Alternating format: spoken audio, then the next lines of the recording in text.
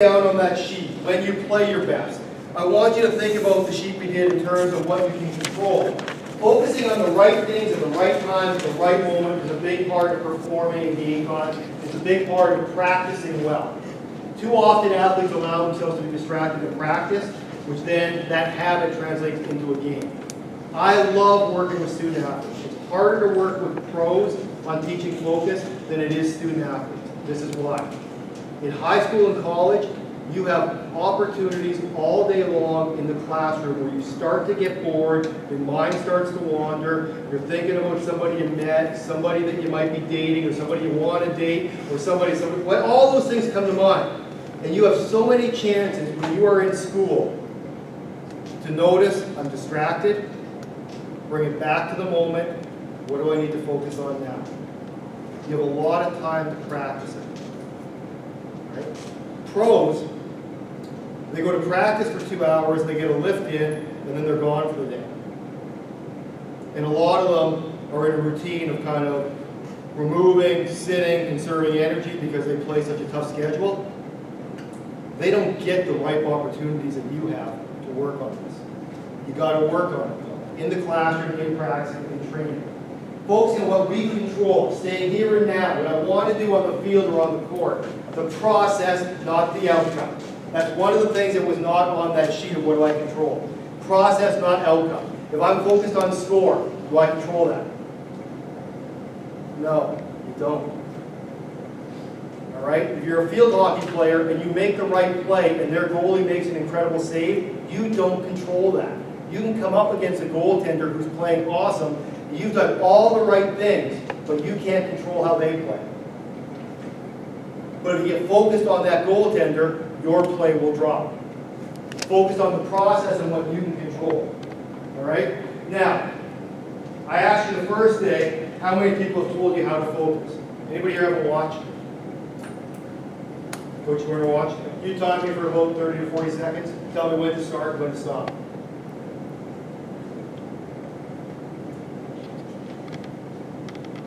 Okay, start. All right.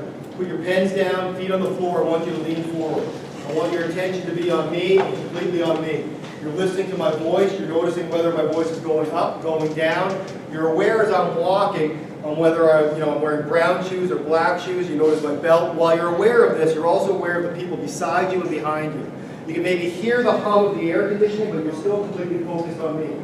At this moment, as you're kind of looking around, all of your attention is directed to what I'm saying and what I'm doing. You're not focused on anybody else. You're not worried about the classroom. You're not worried about your next event. You're here and now with me, in this moment, dialed in. Your eyes are on me. Your ears are on me. Your body's leaning forward. You're paying attention to where I am. As I'm going up the stairs, you can hear the echo in the building. You can notice the differences in what's happening. That was about 40 seconds. How many of you were more focused just now than where you were 3 minutes ago? Be honest. Did we do anything magical? What did we do? You're focused, but what did we do to make you focus? Because here's the thing. You've been told to focus your whole life. Right? And nobody ever really tells us what does that mean. It started with a choice. As soon as I asked you to lean forward, put your pens down, you had a choice. You could do that or not. Everything starts with a choice. At that moment, you directed your thoughts, your eyes, your body language, your ears, everything to me. That's focus. That's what it needs to be like, possession by possession, play by play. And in between those plays, you can take a breather, let it go, let your focus go, and now when you're going out on the field again, or the court again, or whatever it is your sport is, dial it back into that level. It's directing your attention to what you want to do. Not focused on the score, not focused on 6 plays ago, not focused on the exercise we did 10 minutes ago. This moment, now, here, what I want to do. And you can practice that day after day and multiple times a day easily, anywhere you are. On the field, in the classroom, mowing the lawn. What do you want to focus on? The better you get at this, it's like any other skill. The more you can use it. This can be improved. Right? Process versus outcome for your focus. process. I used to talk a lot about process, and that was a primary area. That it's one of the primary areas, but it's not the only one I focus on. But process versus outcome. I want you to be focused when you're trying to play well on what helps you play well. Moving my feet, moving the ball quickly, jumping into the space, whatever it is, based on your sport. One of the things that, the way this is shaped today is a lot of the people that signed up who were here last time, what you put down is most of you were invasion style sports. You might not have heard that term. Not all of you, but most of you were invasion style sports. What's that mean?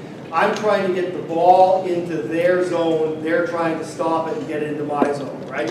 Football, get across the goal line. Lacrosse, score on the goal. Field hockey, soccer. You know what I'm talking about? And as you're doing that, other people are trying to stop you.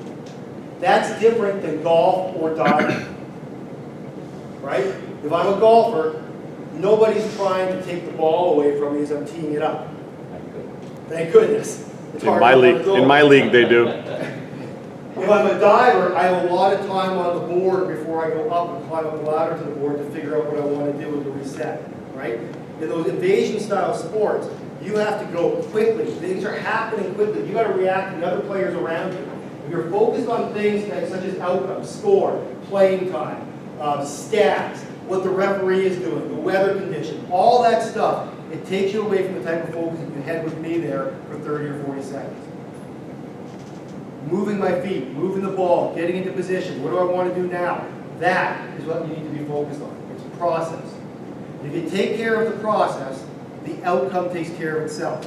Because if you're process focused, it gives you the best chance to play your best, play after play after play. If you're focused on the outcome, you might blow a play or two. Does that make sense, folks? All right?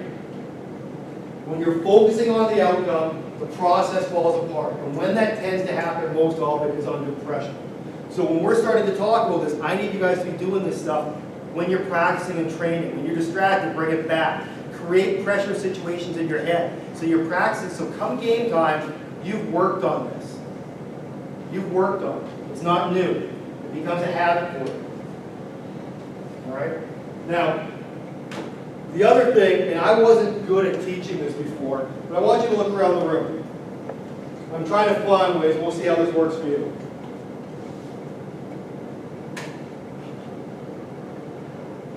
All right. Here's what I learned. Every year when I work with the team, I ask them for feedback at the end of the year. Right? So a written evaluation, an individual evaluation, and I tell people to be brutally honest with me. So if there's something that I'm not doing well, or something that I didn't teach, or they had to figure out elsewhere, I want to know it so that I can be better at my job. And I had a guy that worked with me for 4 years who said, I didn't know until the last week that I could be focused even if I had doubts and worries in the back of my head. He said, I thought I had to be clear of all those thoughts. You know, you read about being in the zone. In the zone, you've all heard about being in the zone, right? Flow state, all that stuff. It's a myth if you think that's where you're going to be all the time. The best athletes in the world say they get there a handful of times in their life. Right? But good focus is almost kind of like a flashlight. Right? So we're aware of everything in the room. But if my light is shining down here at the two guys in the front, that's where our focus is. Has everything else disappeared? No, it's still there. It's the same thing when you're trying to play well in a game. If you're directing your attention to the process, what I need to do now, this moment, you can have doubts and worries float around the back. It's where you're shining that light, where you're directing your attention, where you're giving energy. The other stuff can be there. And the important part with focus is when you start to think too much, now it starts getting a little shaky like this, right? That's when you need to know how to center myself. Does that make sense to you? So focus isn't, I'm so dialed in that I don't know anything else is happening. It's nice when you get there, and it does happen on occasion. But it's really directing my attention, the bulk of my attention to what I need to do now, period. And the other stuff can go around. Does that help a little bit?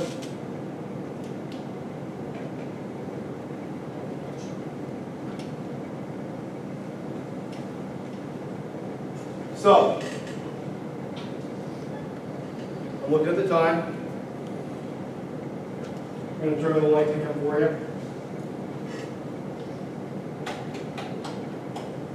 Here's what I'm going to ask. For the next minute, I want to see if you can be as dialed in as you were before. What did you do that helped you dial in for that 30 or 40 seconds? I want you to pull your attention to me now. Put everything else down and pull your attention to me now. We're going to have a couple training assignments. I want you to finish that comparing your best versus your worst game. That's for you. Learn. Be aware of what works for you. Okay? With your teammates that didn't get that, I want you to share with them the idea of a 2-minute drill. A 2-minute drill. You can do this in any training. Any training. But I want it to be when you're active doing your training. 2 minutes. I want you to ask yourself, look at a clock, ask a coach to time it, whatever it is. Just ask yourself, what can I do? Can I click this in, dial it in? How focused can I be for the next 2 minutes? Purposely choose to amp your focus, your effort, and your energy just for 2 minutes. I'm not asking for the whole practice, the whole session. See if you can elevate it for 2 minutes. And after that 2 minutes, evaluate it. How was that? Was that more focused? Did I play better? Was I more in the moment? What worked for me? What clicked? What helped me do that? And then keep going through practice. And then do it again. A 2-minute drill is a way of training yourself to notice when you're not fully focused and to really elevate. Can we try that? Okay.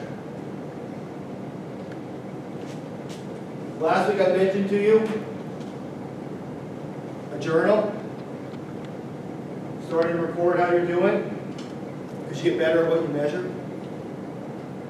That's a behavioral thing, we know that. You get better at what you measure. Most of the time you're measuring well. All right? So I wanted you to rate that ability 1 to 10. Some of you were doing that. How can I get just a little bit better? Today, building on that, what's distracting me? Right? So after every session this week, what distracted me? What helped me redirect my attention? If we want to be better at focusing, we practice it. What distracted me? What helped me get better? And I guarantee you what you'll find is that what distracts our friend right here is different than what distracts him, and different than what distracts me. There might be some overlap. Find out what's happening for you. And then we'll build on it next week. That's it for today. Thanks, folks.